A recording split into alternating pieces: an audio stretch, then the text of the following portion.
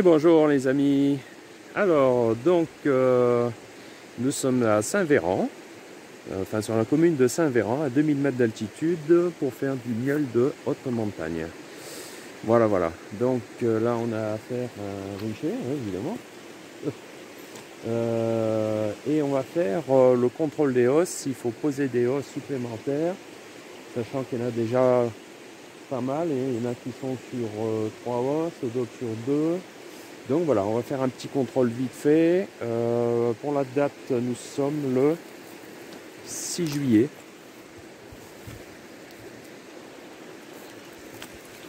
C'est ça, nous sommes le 6 juillet. Voilà, 10 h du matin.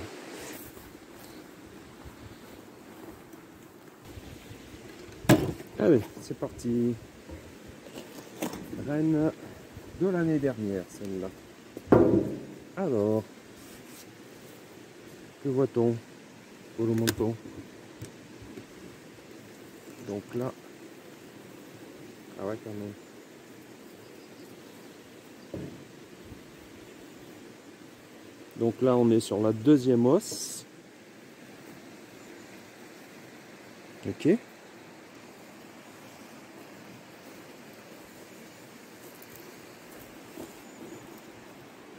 Ah ouais, sauf que là, je me fais de l'ombre. Bon, enfin, je vous fais de l'ombre. Voilà. Alors, qu'est-ce qu'on a à faire? Donc ça, c'est du bâtissage. D'ailleurs, comment ça se fait qu'elles sont pas côte à côte?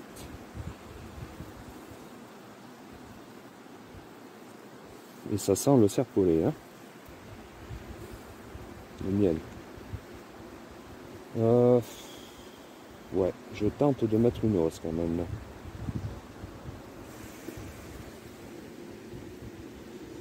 Ah oui, ça a une odeur particulière le serpolet. Alors, on va voir un petit peu s'il y a du nectar de la journée. Donc, je vais mettre un petit coup de fumée, même si... On va prendre un cadre qui est un peu vide. Ouais, ça donne quand même, parce que j'ai pas l'impression qu'il y a beaucoup de sainfoin sauvage. Bon, après, il y a le serpolet. Commence un peu à operculer. Il paraît. Alors, ça donne, hein. Regardez ce qui tombe en pluie. Vous avez vu? Ça, c'est du nectar de ce matin. Bon, vu que la mielée est bonne, eh ben, on va attaquer et mettre les hausses. Hein. Enfin, sur celle-là, du moins. Bon. Ça, c'est beau, ça. Voilà. Alors ça, souvenez-vous, à l'épisode, je sais plus combien, c'était une hausse que j'avais extrait dans la Drôme. Et enfin, il y a des hausses que j'ai ramenées extraits de la Drôme et des hausses que j'ai ramenées du tout de fleurs des Hautes-Alpes.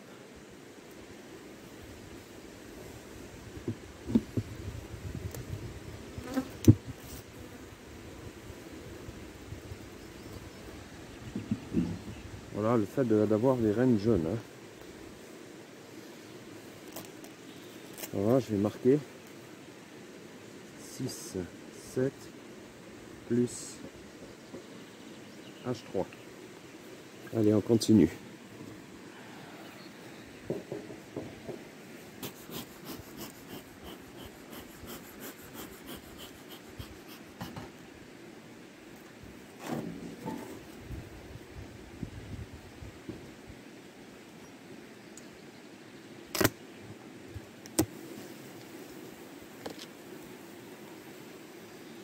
Alors, celle-ci, il y a beaucoup de monde. Moins de miel. Mais ça bâtit. Je vais quand même mettre une hausse aussi. Voilà, ça c'est des cadres neufs, hein, côte à côte, hein, comme j'ai mis à un épisode. Voilà, donc là elle stocke. Hein.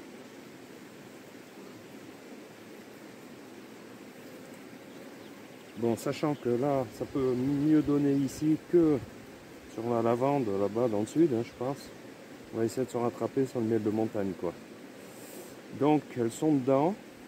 Il n'est pas urgent de mettre une hausse, sauf que je ne reviens pas d'ici 15 jours, donc on ne peut pas savoir ce qui va se passer en 15 jours, quoi.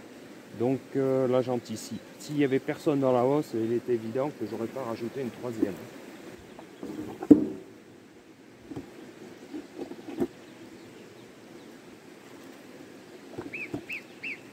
Ah, marmotte qui siffle.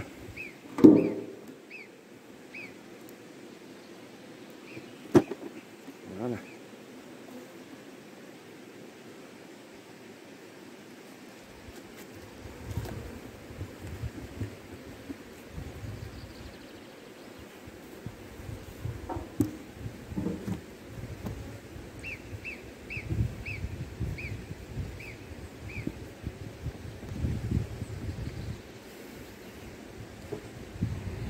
Donc là c'était mon ami Dave qui avait rajouté une hausse la fois d'avant. Donc il est évident que je vais certainement pas rajouter une hausse. Hein.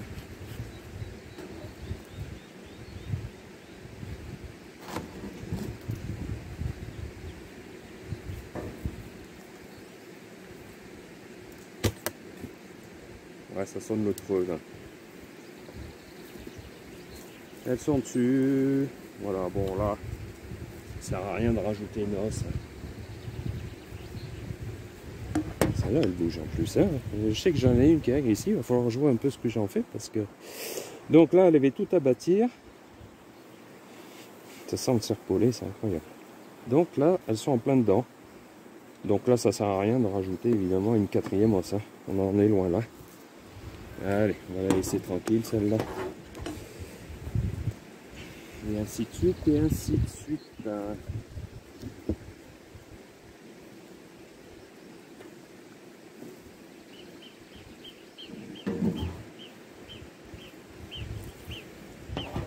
Les marmottes qui chantent. C'est pas beau ça. On est quand même dans un joli paysage quoi. Hein. Je m'estime chanceux. Hein.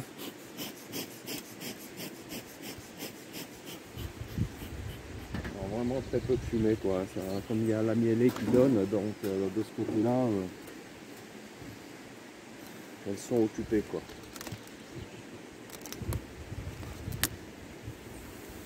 Oh là là là là. Ah, c'est beau ça. Regardez. Regardez-moi ça.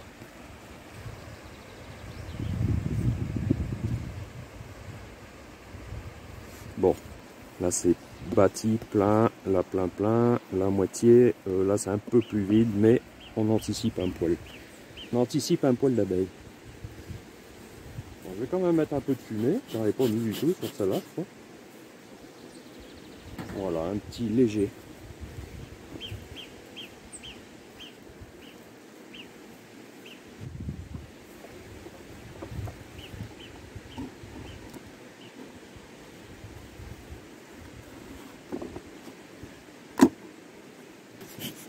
Voilà, ainsi de suite, ainsi de suite, ainsi de suite. Alors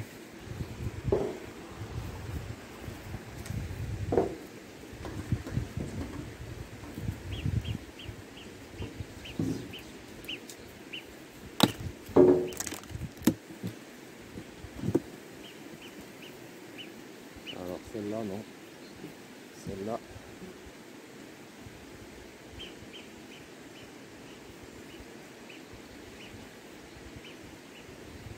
Elles sont à peine dedans.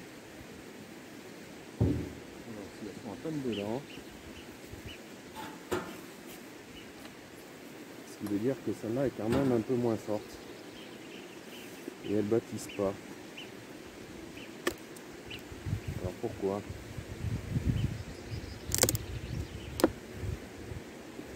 Ah ouais. Souci là.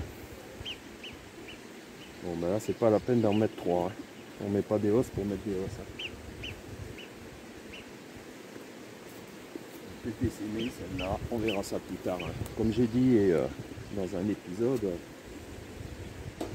on n'ouvre plus une ruche en pleine période, sauf s'il y a tout. Bon là j'ai pas trop de temps. Allez, je continue. Ah, j'en fume même pas. J'en fume même pas.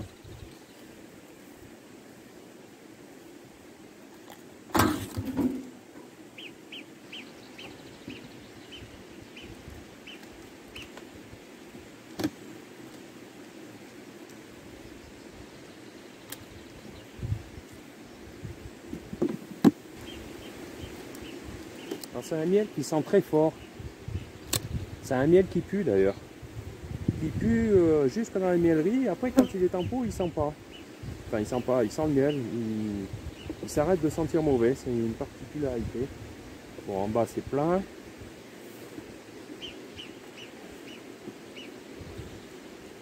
C'est du miel qui pue. Voilà. J'avais pas trouvé le trou. Et ouais. Voilà. Allez, 3 os. Non, j'ai pas mis la os là. On va en mettre une parce que c'est plein en bas.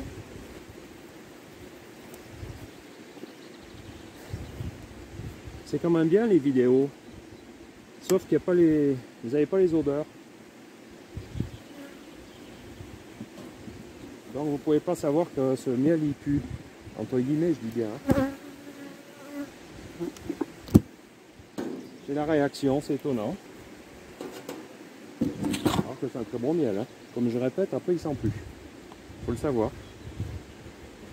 Plus H3. Donc pour l'instant, il n'y en a qu'une que j'ai pas rajouté de H3. H3, troisième os. Hein. H comme os, 3 comme 3.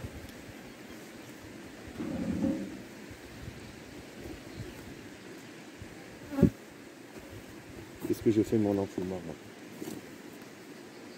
Voilà, je l'ai posé dans l'herbe. Pas bien ça.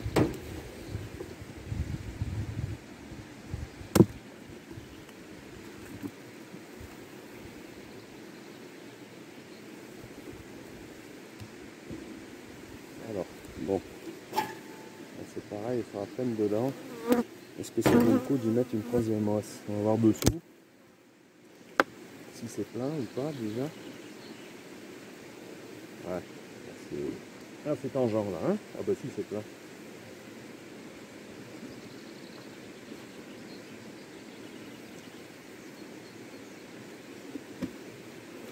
On bouge un peu.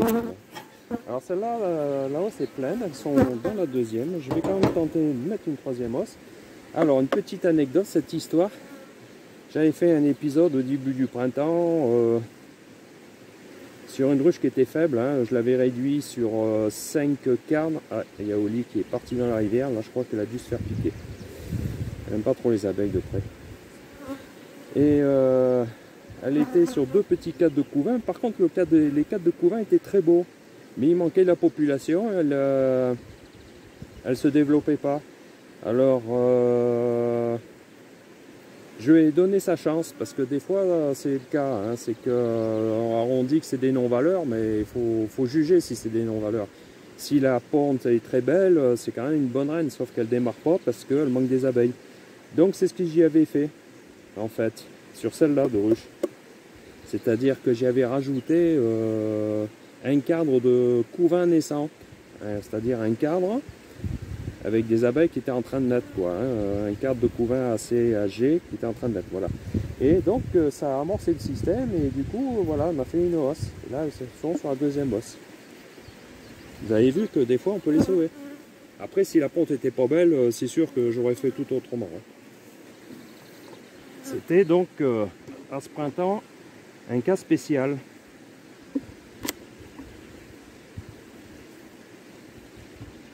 On peut appeler un cassos. Après,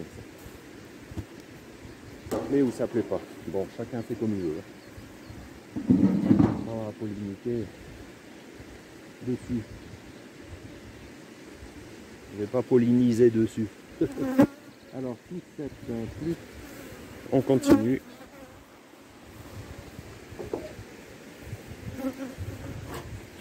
Alors celle-là, elle est agressive. Et c'est celle-là qu'il va falloir que Je vais la faire à la fin, sinon on va nous gonfler. Il va falloir que je m'en occupe. Il va falloir que je m'en occupe. Alors celle-là.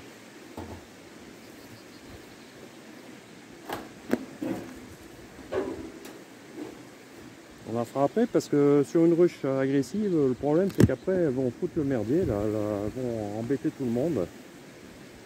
Voilà. Le bâti s'appelle. Allez, ça c'est terminé là-dessus. Il va falloir que je mette des cailloux là, sur les toitures. Hein. Voilà, parce que sinon elles vont nous suivre et puis elles mettent le feu au rucher, hein, le feu entre guillemets. Et ça c'est pénible. Donc on la visite toujours à la fin, hein, des colonies un peu teigneuses. Et je rappelle aussi une chose, c'est pas parce qu'elles sont agressives qu'elles font du miel, hein. Ça n'a rien à voir. Hein. Ça je peux vous le dire par expérience. Hein. Vous pourrez dire, ouais mais elles défendent mieux. Bah non, pas forcément. Oui, elles défendent, mais on ne sait pas ce qu'elles défendent d'ailleurs. Des fois elles défendent qu'elles n'ont rien du tout en miel. Alors,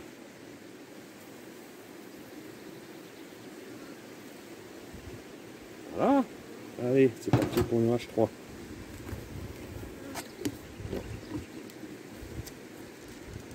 Voilà. C'était pas un problème, parce qu'il y avait une solution. C'est une solution, il n'y a plus de problème.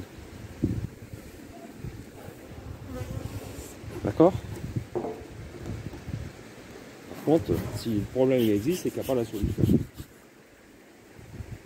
Tant qu'elle n'a pas trouvé, tant qu'on n'a pas trouvé la solution. Bon, là c'est pareil. Pas m'étendre sur le sujet, on n'est pas là pour ça. Donc, là. Pas terrible ça. Qu'est-ce qui se passe? Alors si c'est vide en bas,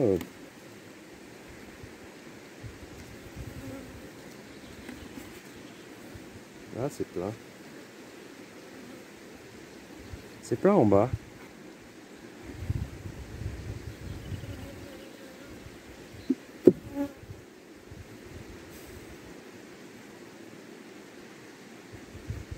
Alors ça m'embête de rajouter une troisième hausse, sachant que ça là est complètement vide. Je refroidis la ruche après. Et sauf que là je vais pas venir dans un moment. Je sais pas quoi faire. On aurait pu mettre un papier journal pour isoler et puis après monter dans la hausse si elle voulait monter. Bon après je suis pas très papier journal. Je lis déjà pas le journal. Bon, qu'est-ce que je fais là? On n'est pas là pour. Il faut qu'on réfléchisse, savoir ce que je fais. C'est plein en bas.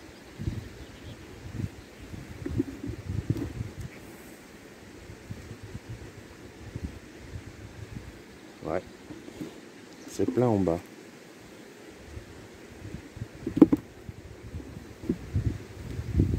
Allez, je vais tenter une hausse.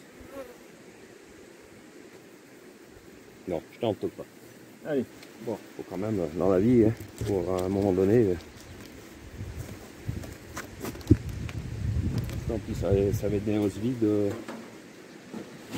que je vais remettre quelque part, ça. Je sais pas où. Pas ici, toujours.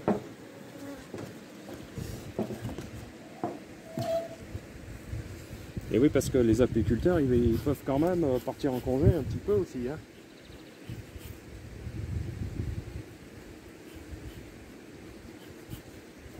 Plus au mois de juillet, à mon avis, qu'au mois d'août. Parce qu'au mois d'août, il y a quand même pas mal de boulot. Hein. Tout ce qui est extraction, mise en pot, création d'essaims qui vont partir sur la côte. Enfin bon.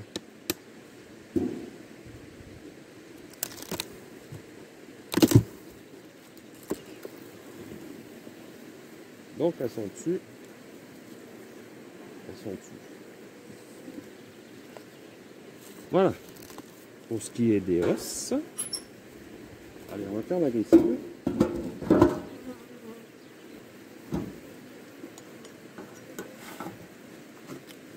On va faire celle qui est agressive. C'est laquelle? Voilà, c'est celle-là. Comme ça, on continuera la suite après, un peu plus loin. Alors, qu'est-ce qu'on voit là?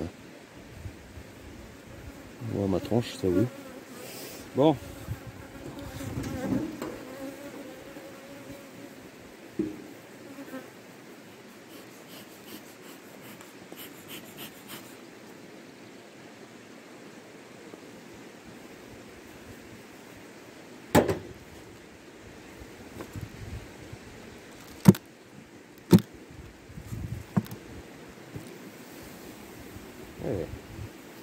Agressive, mais il faut ça, je crois, quand même. Hein?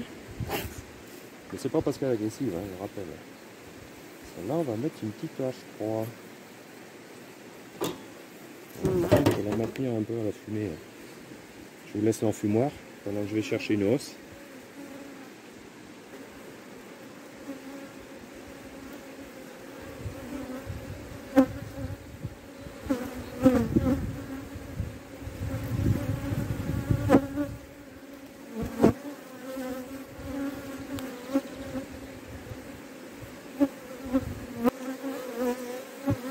Ouais, il bouge un peu plus quand même. Hein.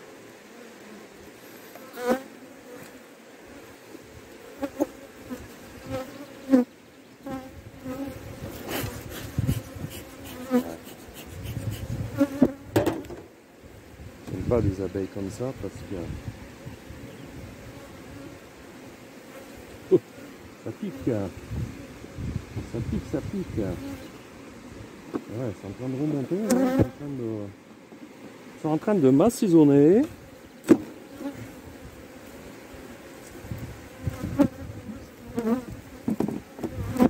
Voilà.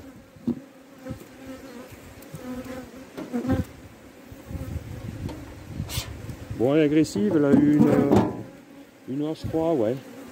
Mais il y en a d'autres qui sont extrêmement douces et qui ont une H3 aussi. Allez, 6, 7. Plus H3. Bon, voilà. Elles attaquent même la caméra là. On va changer de crèmerie. Allez, maintenant on va regarder. Je vais regarder, enfin bon, ainsi de suite. Hein. Je vais regarder celle de mon collègue. Hein. Bon, aujourd'hui, bon, on va pas filmer ces ruches. Qu'est-ce que c'est ça? Ah. J'avais un message. Voilà. On va commencer par le bout, tiens.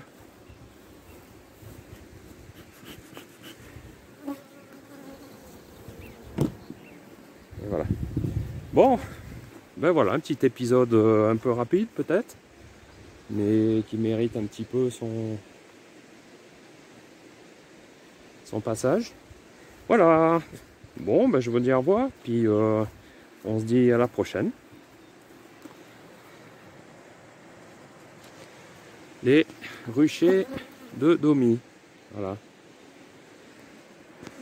Voilà, voilà.